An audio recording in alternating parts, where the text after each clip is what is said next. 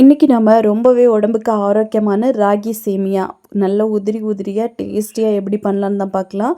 Normal சேமியாவை காட்டிலும் இந்த மாதிரி நீங்கள் செஞ்சு கொடுங்க, தட்டே காலியாகி போயிடும். அவ்வளோத்துக்கு டேஸ்ட்டாக இருக்கும்.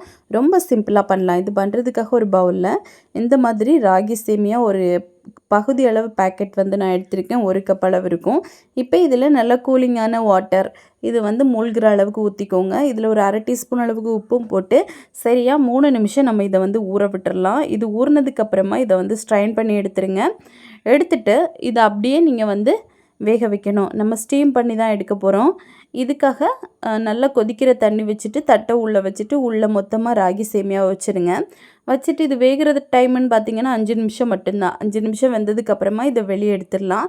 இனிமேல் நம்ம உடனடியாக தாளிப்ப ஆரம்பிச்சிடலாம். ஒரு கடாயில் 2 டீஸ்பூன் எண்ணெய், 1/2 டேபிள் ஸ்பூன் கடுகு, 1 டேபிள் ஸ்பூன் அளவுக்கு கடலைப்பருப்பு, 1 டேபிள் ஸ்பூன் அளவுக்கு உளுத்தம்பருப்பு, கொஞ்சமாக கருவேப்பிலை, ஒரு பச்சை மிளகாய், ஒரே ஒரு ஆனியன், பெரிய வெங்காயம் சின்னதாக கட் பண்ணி சேர்த்துருக்கேன்.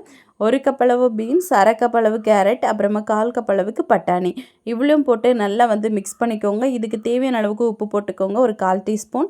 இப்போ இதை மூடி போட்டு ஒரு 2 நிமிஷம் குக் பண்ணி எடுத்தீங்க அப்படின்னா இந்த வெஜிடபிள்ஸ் எல்லாம் நல்லா வெந்து வந்துடும்.